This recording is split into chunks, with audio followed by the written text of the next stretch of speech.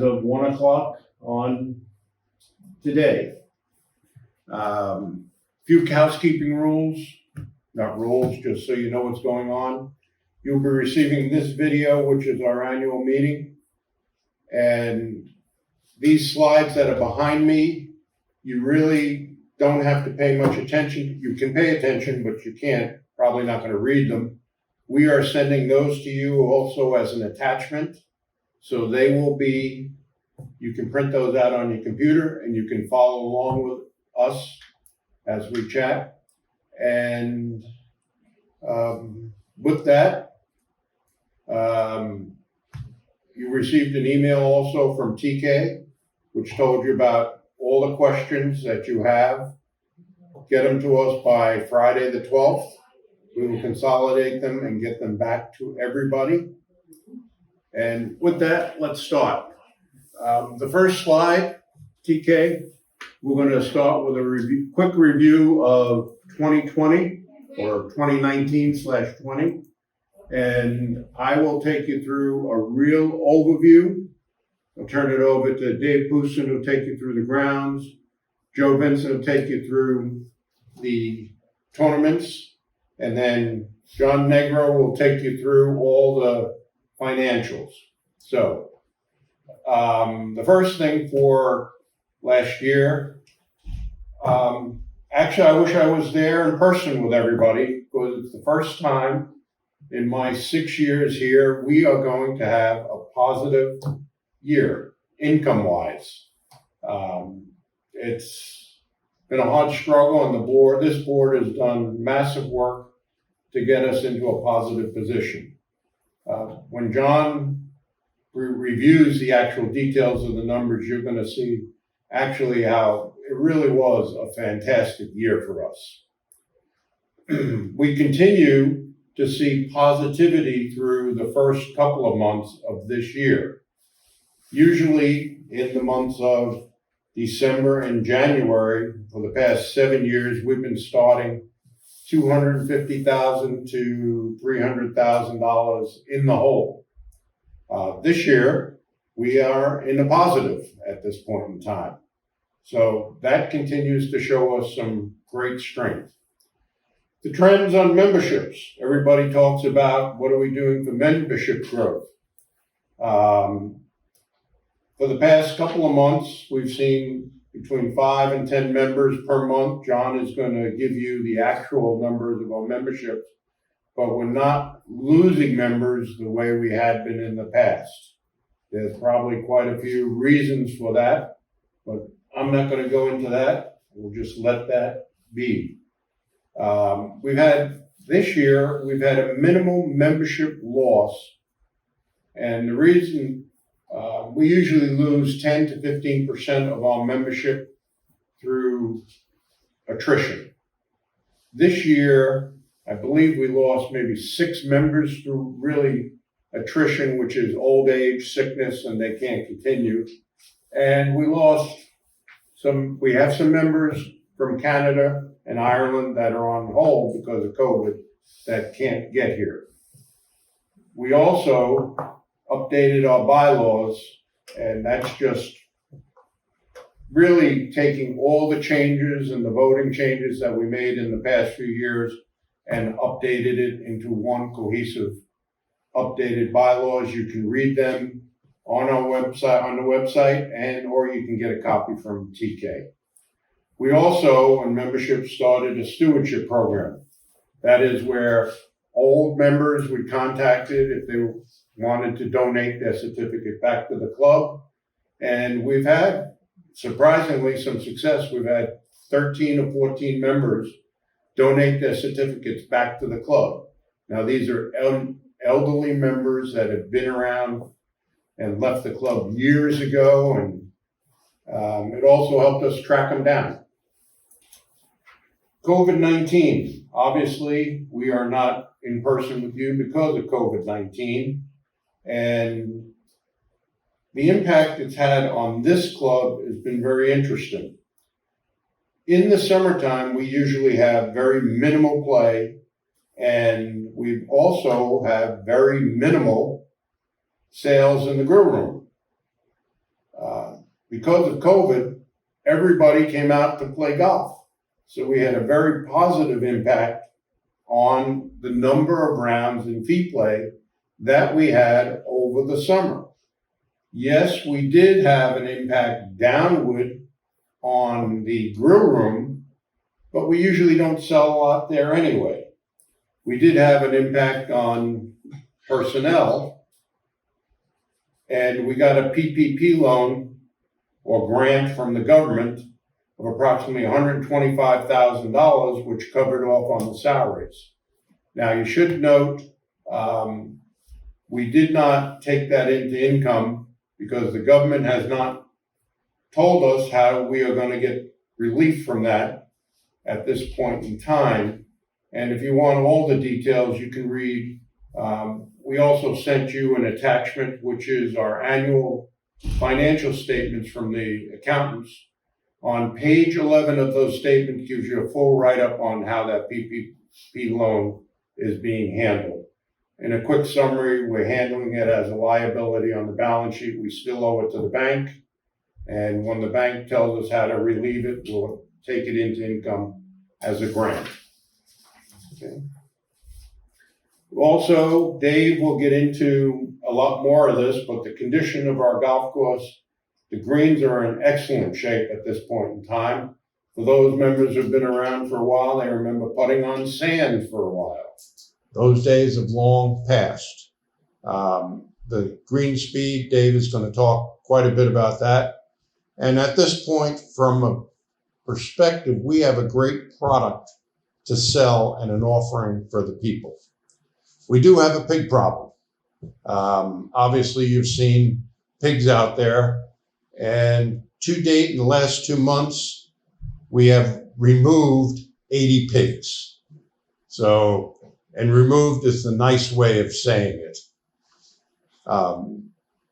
Capital expenditures and improvements. We didn't do any major stuff last year. We used 2020 really only for necessary repairs and things we needed to have done, like air conditioning broke a few times. But we wanted to make sure we had all the money and we had a positive cash flow because we didn't know how COVID was going to affect us, et cetera, et cetera. But all said and done, when you see the financials, I think you'll be very impressed with what we see. Okay, as I said, very good year, best in 7 years that I'm aware of. We should also know all our contracts that we've been fooling around for the past 4 years are now under control. We only have, we've got a contract with Brightview, and really the only other contract is with Club Cart for the golf carts. Everything else is gone. We have no lawsuits pending or anybody suing us at this point in time. Everything has been settled and there is nothing on the books for this coming year. We did, because of COVID and a lot of reasons, have almost a full staff turnover, and we've had nothing but positive comments about the quality of the staff that's come in. So they've moved in the right direction. So all trends are positive. If you go on our website and the likes we're getting a lot of positive comments from Fee Play. We are now receiving a lot of new members joining, as I said before. And quite honestly, all your members should be very proud of what we're selling here at Myakka Pines. So with that, I'll turn it over to Dave and he update you a little bit on what we've done on the greens. Good afternoon. Excuse the hair. We just got off the golf course. I'm going to go over a quick review from 2020 from a grounds perspective. Mike talked about we have improved. You're right. Yeah, okay. We've talked about the improvement of the greens, the green speed and the conditions. We're running at a 10 and we're posting, people are probably aware, we're posting the green speed and they're consistently running a 10 now. We've had nothing but positive review from players, from feet players, tournaments that we've held. People are saying the greens are in great shape. They are. They're putting well. Quite a change from what we used to have. And that in turn is showing by the amount of feet play that we're getting in. Irrigation, sprinkler water usage. Recently, with the help of Roger from Brightview and Ron Foster, they've been doing a study on water saving, monitoring the time and of the sprinkler and the time that we're watering. They've saved $804 in December. January saved about $828. So by altering the watering times and monitoring, we're seeing quite a bit of savings that way. A few things that happened in 2020, just to remind everybody, we've removed the walk bridge on White 9. We have a new range picker. The old one that would not work half the time, that's gone. Recently, we've put a new front gate out on River Road. See that. We've been aggressively going after the pepper trees. We'll see on the list of capital improvements, there's a machine, mulch clearing machine, that we would be able to go after the pepper trees a little bit more aggressively. We are talking about clearing all of the pepper trees on 8 Blue. And I think most importantly, what we're going after is the sand trap maintenance. We attacked 5 traps on White and Blue. We put sod around the bunkers, build up the edges of the bunkers during the growing season. We have a lot more traps to go after. Use of sod is improving the appearance and playability of the traps. We know we've got a lot of work to do to improve the play in the traps, but that'll be one of the things in our capital improvement that we need to attack. I'm going to talk a little bit about, we had a independent Planet Turf president show up here about a month and a half ago. He's a former USGA agronomist, and he talked with TK. He played around the golf and just offered his expertise, and I think it's pretty interesting to hear what he had to say about the course.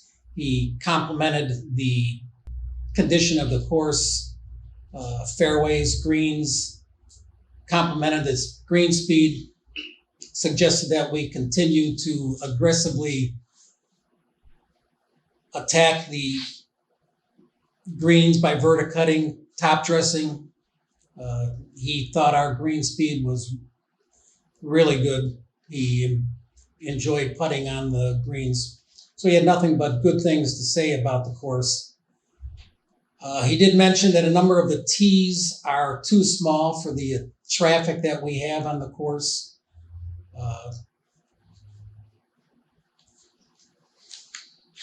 And finally, he just said that we need to get an overall improvement plan. Some of the things that we need to do are to alter or reduce the size of some of the traps, maybe turn them into grass bunkers. This is down the road. This is once again part of our capital improvement plan. But he overall was really impressed with the condition of the course, with the work that Brightview is doing. So I think we should all be pretty proud of our course, the grounds, and looking forward to 2021. That's all I have. We turn it over to Joe. Greetings, everybody. I just wanted to say, first off, as chair of the golf committee, it's been an interesting year. Again, dealing with some of the challenges we had with COVID and outings and so forth. But early in the year, we had one direction from the head of the board, and that was to make sure we got member events back on the calendar. And we worked along with the pro shop early in the year, and we worked on that calendar, and we looked to put an event in every month. We might have throughout the year had low turnout, but I really hope that everybody takes advantage of all the events that are on the calendar. Just refer to any of our previous newsletters. You'll see the dates and times for these events. We have to adjust the format of play in these events based on how many people sign up. So the more people, the better. We just want to make sure you take advantage of that opportunity and enjoy yourselves. Early in the year, we also worked with monthly association outings for, let's say, 18-hole ladies to make sure that they had their time to play their events. Again, when we're figuring out scheduled play, we can't always shut down a course just for small shotguns. So working with TK, we were able to come to compromises to do modified shotguns that have the least amount of financial impact on our course, but yet still allows you the fun of having your events.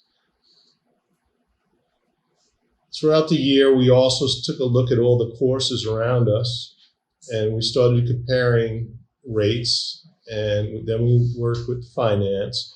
And we saw that, due to what you've seen out there since you've been back, or if you've been here all year round, the improvements in conditions out there. So we've been able to work with finance to increase fee player rates, league player rates, and so forth and so on, to help bring in more income. A very good result of this year. You might have seen in a recent email, and if you did not, a local rule regarding conditions around some of our bunkers. Now, some of these bunkers are being affected by the fact that they don't have a lot of irrigation. And anybody who's been a member here for a while might think back and remember we had a lot of complaints about sprinkler heads spraying a lot of water into the bunkers and creating a wet condition in the off season. Some of those changes obviously resulted in less water around the edges of those bunkers, which is causing some of these dry, loose, sandy areas. So please feel free, if you're in one of these areas, to take a 1 club length relief and just enjoy yourselves. The issue itself right now is will be part of future projects, perhaps to, again, as David has spoke, to resize maybe some of these bunkers. And along with that, then we would look at irrigation and then think about putting money into projects like that. And overall, I want to again thank the golf committee, all the work they had put into this year, and a lot of different opinions was very helpful. Everybody have fun. Thank you. Okay, let's talk numbers. The slide we have up behind me shows a comparison of 2020 to 2019. On the revenue side, we had a 24% increase, which is phenomenal. Some of that stuff came from the $350,000 from Canon, which wasn't in the budget, but we got in to pay the last part of it. But there's $321,000 that came from additional outside play from one year to the next. And of course, the $125,000 PPP money. But alongside of that, we also had some downturns in revenue when you look at it. From dues from our actual members were $65,000 lower from year to year. Also, the snack bar is $17,000 less in revenue. But remember, the snack bar was closed for 1 month. And then also, the event income was down because of COVID by $22,000 from year to year. So the good news is we stopped the bleeding. That's the positive of this thing. We had this bleeding going on for, as Mike talked about, 7 years now. From an expense side of the ledger, comparing year to year, we did a tremendous job, or I should say TK has done a tremendous job. We actually decreased our spending on the expense side by 1%, which is just a tremendous thing. When you stop and think about the snack bar being closed for a month, also the issue, we spent about $93,000 in legal fees last year. So the control we did to keep expenses under control was phenomenal. As you can see, the bottom line, we show $322,000 positive number, which is $658,000 swing from a year ago. So it's a big turnover. Something that when you look at the attachment of the accountant's review, you're going to see that membership equity has risen $322,000.